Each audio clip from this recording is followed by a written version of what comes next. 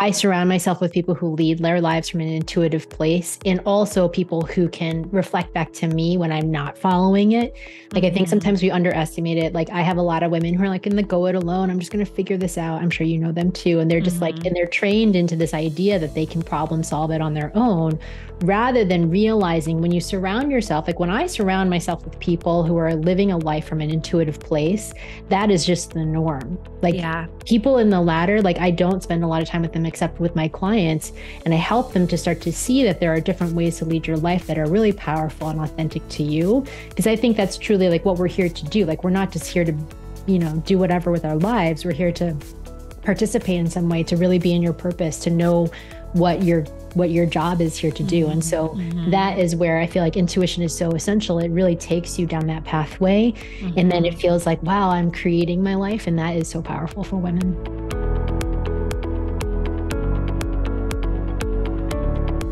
All right, Nicole, I am so thrilled to have you here. I know you and I met, like a couple months ago in person at a retreat.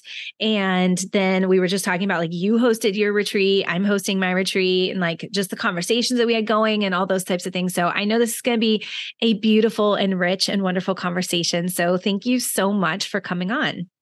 Renee, I'm so delighted to be here. I love all the stuff that you cover and you share with your content. So I'm super excited to contribute. Yeah. So I know today we're going to talk all things about like intuition and diving into really using your intuition and how you lead and live your life from this like very intuitive sort of way. Tell me a little bit about your story. Like, how did you get to this place? Like, why is leading from this place of intuition so important and valuable for you? Well, I am someone who was like the most logical, the most analytical person you could ever imagine. Like my whole life, I actually had a boyfriend in college who said I should be an engineer because I was so logical. He's like, you are just like boom, boom, boom. And I laugh like looking back at that because I really was. And so everything was always analysis, overthinking. And I was a journalist for many years. And frankly, in that business, like you have to spend a lot of time asking questions and really making sure you have all of your evidence and your information. And at the same time, during that period of my life, like I always felt like there was something else, like there was a different way that I actually really wanted to lead my life. And often during that period, I was just kind of stuck. Like I just thought, okay, I'm going to be a journalist literally for the rest of my life. Like I'm going to start this career. I'm going to spend 30 years as a journalist. I will peak out at the New York Times and like, let's call it good. At one point, so I had a couple of really intense experiences when I was a journalist. And one of them was when I was covering like a really intense topic. And one of my sources died by suicide. And so that was like my first moment because I was 27 at the time. And I was just like, it just had never even occurred to me that I could have something so deep and challenging in my career. And so in that moment, I actually would say that was like my first intuitive hit of like, this is not for you. Like, this is actually not the career for you. Like, no matter if you were paid $1 million a year, like you actually don't want to do this. And I continued for 7 more years in journalism. So that would be the first time I would say that I overrode myself. And I talk to my women a lot about overriding because most of us are trained to, like, we are taught by society and culture to override intuition constantly. And it's like, well, this is what you're supposed to do. You're supposed to keep going in your journalism career, even though you are very clearly not in a place you're feeling like this is the right fit for you. So that I would say is like the first moment where I realized that this was something I wanted to change and to do different in my life. Yeah. And how powerful that is. And you bringing that up and talking about overriding, I think that's something I talk about too, in terms of even just listening to your body and how we've been taught in society to override our body's cues and those internal sensations and those things that we have. And even those, I talk about like even like weight and food, right? Like how many times we're told not to listen to those internal satiation cues, and you either keep yourself from eating when you're really hungry, or you think it's really yummy and you want to just keep eating, even though your body's like, stop eating. And how that's all been such a normalized thing that I think that's partly why so many people struggle with weight, is because we've been told not to like listen to that. And though it's why that the rise of this intuitive eating sort of culture kind of came out of. But I'm fascinated to hear like where you think some of those things stem from. Like, what do you think it is about society that is teaching and keeping people from listening to those intuitive things? Like, what is it? Is it just like you said, we go through this, like hit the ranks, right? Like we graduate high school, we go to college, we get a job, we get the white picket fence. Like, is it that sort of story and narrative that you think is contributing to us like derailing and not listening to ourselves? Or is it something else bigger than that? Well, I definitely think there's the narrative of like, here are the things you're supposed to do, like get married by 30, have your kids, like have that whole life. And I would say my life has been a pretty non-traditional trajectory, started by that moment. And I would say also, it's also like, I think about education and it's just not taught and it's not something that's even, I would say, valued. And I think there's, for a lot of us, especially in the spiritual realm, like we've had a lot of challenges around connecting to ourselves on a deeper level. And then you're not really taught that in school.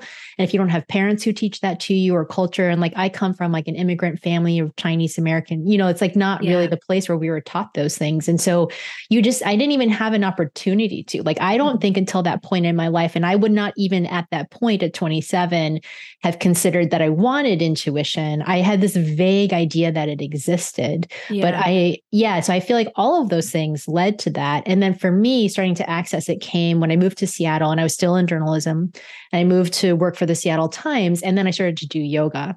And the yoga practice, and even then I wouldn't say I had access to intuition, but I had way more access to my body. Like I was getting present. I was noticing I had thoughts.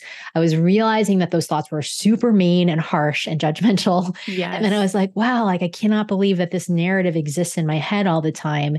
And then that was when I started to open up and understand that there was a life and a way of living and a way of looking at the future that was completely outside anything I had ever learned before. Yeah. Well, and I think that that's partly like just becoming more aware of that internal dialogue is huge. I think that for me has been one of the things. And I remember people saying like, your life is dictated by your thoughts and how powerful it really is. And we don't really pay attention to some of the thoughts and like the meanness, like the mean girl kind of stuff that we put on other people, like how mean we can really be, more mean to ourselves than anybody else. But too, I think what you were talking about earlier and what came up for me too is like this element of like a little bit of risk in that and a little bit of like stripping away some of the safety in really leaning into that. And like both, right? Like the risk and the lack of safety of like following our intuition, right? Of like leaving what is projected, what we're supposed to be doing. It's like off our own beaten path. Like there's some element of like feeling like that's an unsure sort of space and that there's that piece. And then there's also this piece of like the safety and the risk, I think that people sometimes feel in really being true and sitting with their thoughts and like what's actually going to come up for me and what's going to be real for me. And even today, I was just talking to a client right before of like, she's dealing with so much, right? There's so much heaviness that she's dealing with. And like, there is some element of being actually present with those thoughts and being actually still with them actually comes with this element of, there can be a lot of fear there. There can be a lot of like, I don't know what's actually going to happen, like what's going to come up. So I don't know. I would love for you just to kind of chat on that, because I think that is a very real fear that people have of like, if I sit and actually get real with myself, what is that going to bring? What is that going to bring up? Yeah. As you were speaking to me, I realized like back in that time, like I had done a lot of things that people might consider risky. Like I went far away from like a 16-hour drive for college from my parents. I went to China right after college and taught English for a year. I worked at a newspaper in Alaska. Like it would be on the surface, like a lot of people would be like very risk-taking, very adventurous. The thing that actually became the hardest that I had to unpack for myself during the era of doing yoga, and I ultimately left the paper to teach yoga, was being myself, like in all of those environments and learning what it was to be like expressed and vulnerable. Like back in that time, like I had an inner circle who knew everything and like nobody else in the world could have an experience of me that was truly authentic. And I had to, when I started to come to terms with that was like really, really hard because I was like, well, I'm a risk taker. I'm adventurous, but I wasn't adventurous in that deep level of who I really am. And then once I started to face that was actually a really big challenge. And then that is where I feel like I started to tune in and understand that my intuition could guide me to do things that were truly risky, like the soul level of like who I really am risky versus like what appearances might be, like what other people might think looks cool and adventurous and risky. But learning, like leaving the paper to teach yoga was like truly risky. I was like giving up a huge identity. I was giving up a salary. I was giving up healthcare. I gave up all of the things that society says are safe. Because even though journalism might seem glamorous and risky, it actually is on another level very secure. It has like that corporate level environment where you get your paycheck, you're paid for what you do, and that's it. And so I really relate because I work with so many high achieving women who are looking to break away from those kinds of constraints. And then it's this weird thing though, because it's very confronting when you have to start to look at who you really are and understand that. And that's where I would say tuning into intuition is so important because we are so blocked in it. It's like we have to clear away so many blocks around our worth and our identity and then once you can get through those blocks, that's when you can start to tune into who you really are and then live a life where you feel really expressed. Yeah. Yeah. Do you feel like, and I know this is probably a question that somebody has had, is like, because it is a fear of like, what if I go down this road and I trust this pull, this intuitive pull? Like, what if I go the wrong way? Right? That feeling. And so like, my question, I guess, for you is like, do you feel like that is ever possible? Like, do you ever feel like people have the possibility to trust their intuition, but go down the wrong way? Or is there some other like story or label that we maybe are placing on that and like what that looks like? So yeah, there's two pieces to that. The first I would say is understanding what your intuition really is. Sometimes people label it intuition when it's actually just a reaction or a trigger.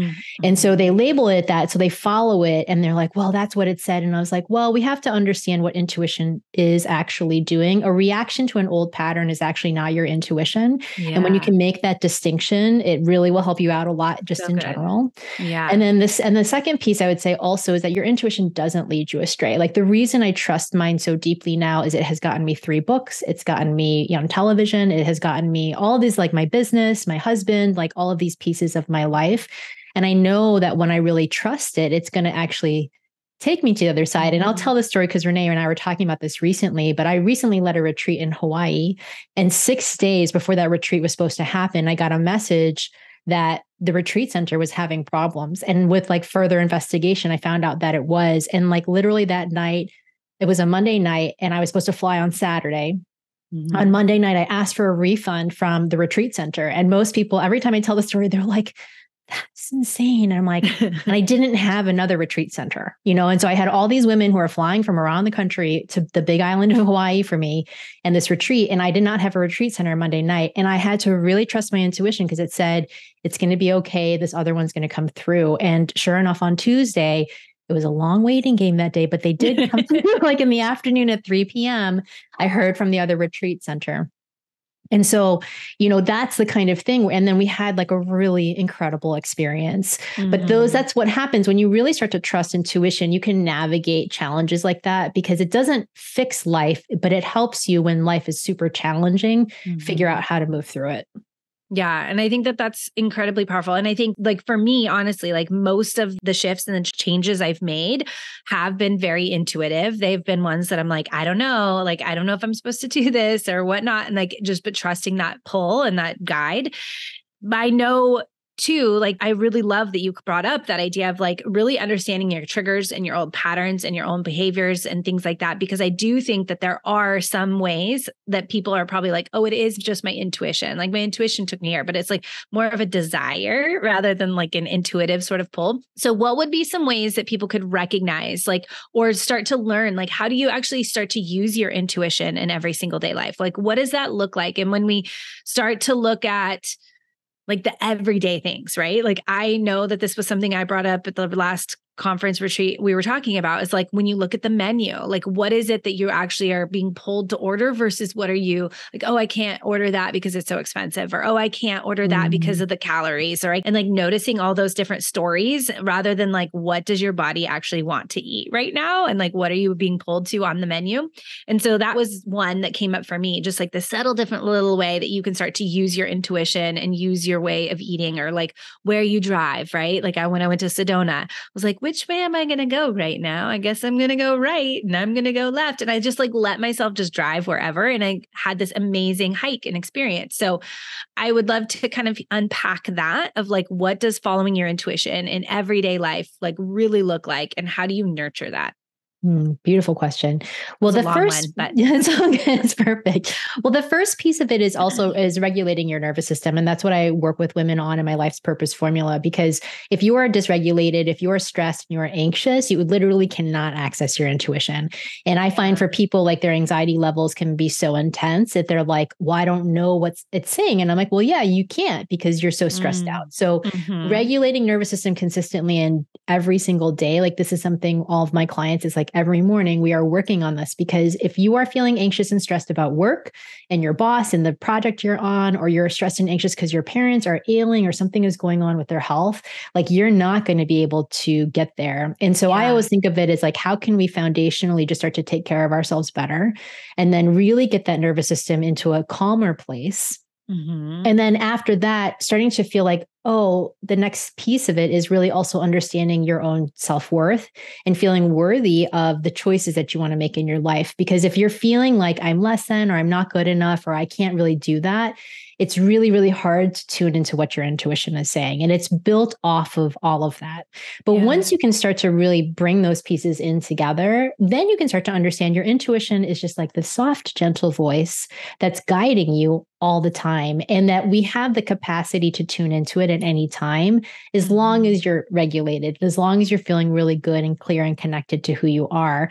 And then it's just going to give you nudges through the day. It's going to tell you what to do. It's going to give you advice. It's something that I feel like I can tap into at any time. And the biggest thing to remember is it only lives in the present moment. And so if you are not present in any way, like, you're just not going to hear it. And so that's the key. And that's why I always, again, start with the nervous system regulation, because we live in a world where we are literally just bombarded on our phones with so much, for me, a lot of it is like, I have to like shut my phone off and then go for a walk in the woods, and then I can listen to it.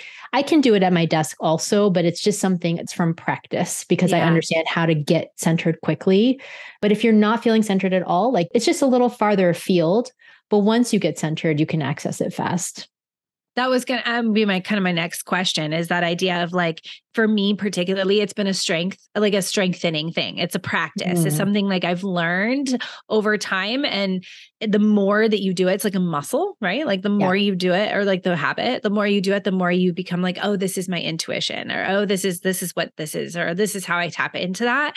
And so, like, the same kind of concept of what you were just talking about is like practicing it. And I think what most people are and this is, I will blatantly like agree to, like, this is what I did, is like wanting to trust your intuition on the biggest decisions without the practice on the small ones in the beginning, and like learning to listen to that. And so for me, what I've been doing more recently is like really just looking at, how does my intuition play out? Like, what am I noticing? And like noticing small little things over and over and over again, and not like, do I move across the country? I'm looking for my intuition to guide me on this massive, big question. Or it's like, do I want milk in my coffee or not? Or do I even want coffee today or not? Or like kind of bringing it back down and like listening to those smaller little ones and practicing and strengthening that muscle before it becomes a big thing.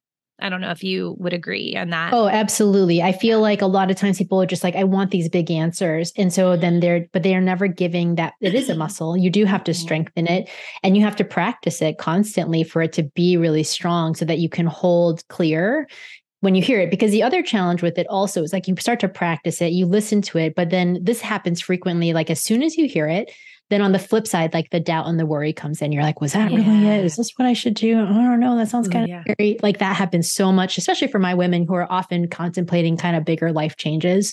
They're like, oh, it said I should leave my job. Oh my God, total freak out, right? Yes. Total freak out. And so, like you said, it's such a great thing to remember that we do want to practice the little moments, so that we know how to trust it. And that when the big ones come, you also are like, okay, like, I can hold firm on it. Like, this is true. I do need to do it. And does this mean I have to do it today? That's the other thing. Some people are like, I've got to do it immediately. And I'm like, no, you just know that you heard it. And now it's time to follow what it's telling you to do.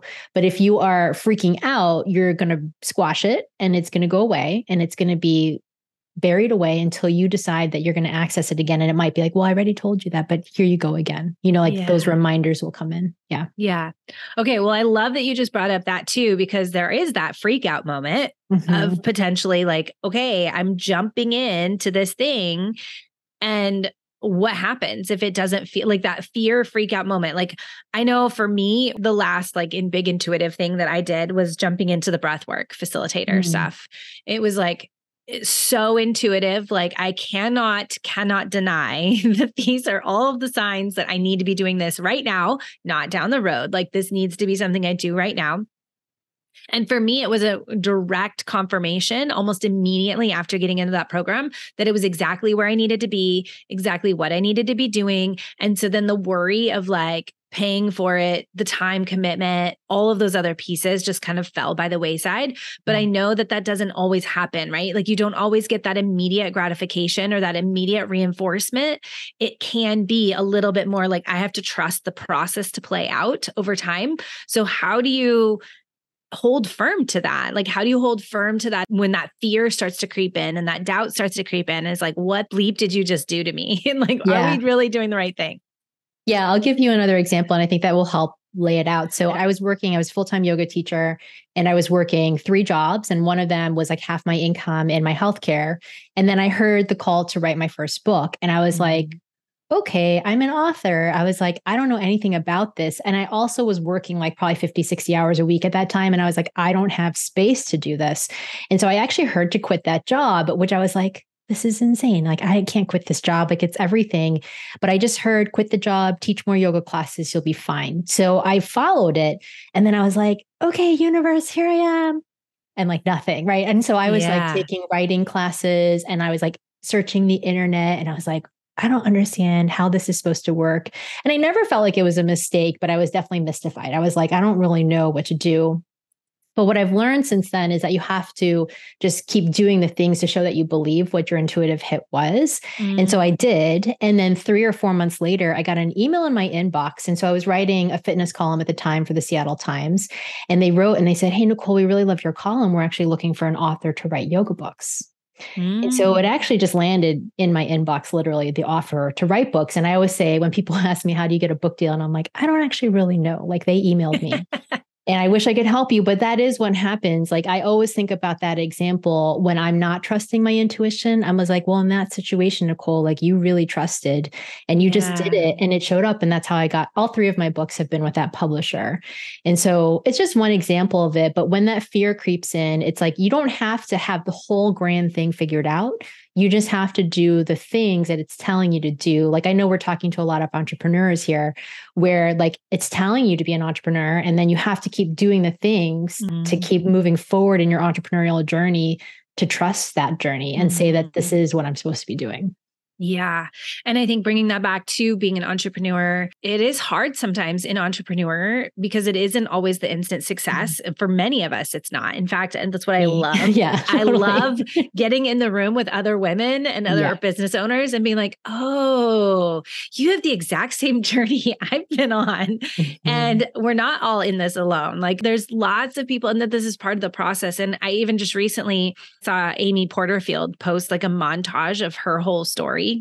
I was like, wow, you sometimes forget that, right? You forget the place that they came from and that they had to put in the messy stuff in the beginning too. And that you might, and I might be right now, just like in that messy point. And that doesn't mean that we're not on the path to getting where we want to go. If we're following that intuitive pull from the very beginning and knowing like there's something there that's driving us to do something different, that it's just a journey and it just takes the time or the energy or the steps or the process or like whatever it needs. And I think it's hard sometimes for me too, like when I watch like other people seem like they get it much faster or they seem like they've got success much easier.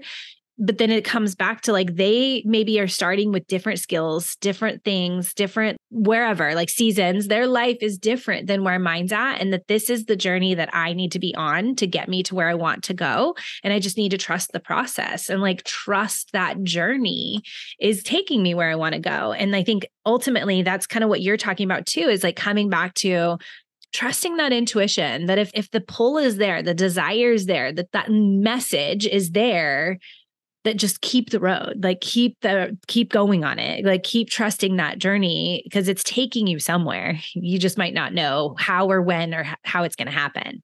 Yeah. I mean, one of my teachers always says, God doesn't give you a dream that's not meant to come true. And so, like I always think about that because that's where intuitive pulls become really big. Like when you're wanting to go on some major journey and then your job is to say, okay, like I trust that that is true. And then to keep following it. And it can feel really challenging. And you spoke to something else I always think about is just also making sure you're surrounding yourself with people who are similar.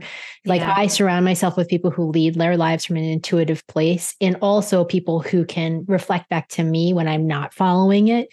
Like I think sometimes we underestimate it. Like I have a lot of women who are like in the go it alone. I'm just going to figure this out. I'm sure you know them too. And they're just like, and they're trained into this idea that they can problem solve it on their own rather than realizing when you surround yourself, like when I surround myself with people who are living a life from an intuitive place, that is just the norm. Like people in the ladder, like I don't spend a lot of time with them except with my clients.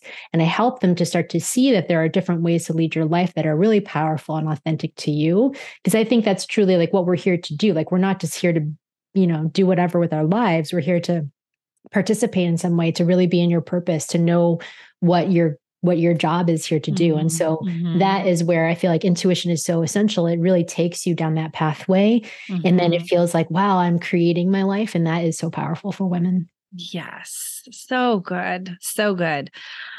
Yeah. And I would 100% agree. Like surrounding yourself with people that are doing it, that are going after it, that are going to champion you, that understand like all of that type of stuff. Like it really does make a difference. And it's amazing. I feel like now that I've been on this journey for, in entrepreneurship, I look back to where I was before and the dreams and the things I believed and thought possible are nothing compared to where I'm at right now. And on the same token, like the expansiveness of where I'm at today is nowhere near what I thought would even like, it's just amazing to see like the progression.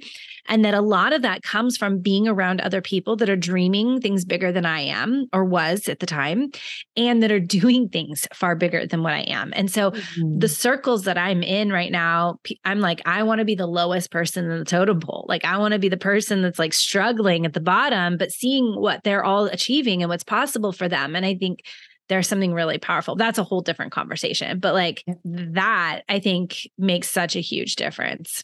Yeah. When you're around people who are stretching, you stretch. Like I feel the same way too. Like we're in communities like that ourselves. And it's like, oh, and I see that. I'm like, it makes me be like, oh, I can do that too. Like I don't have to be, and not in a way where I'm like overriding myself intuitively. It's more like, oh, like my intuition has gotten me to this point and now it's showing me another layer and I'm going to follow it because there's just something there for me. Yeah. Yeah. So good. Nicole, is there anything you feel like we've left out at this point or that you want to add in here?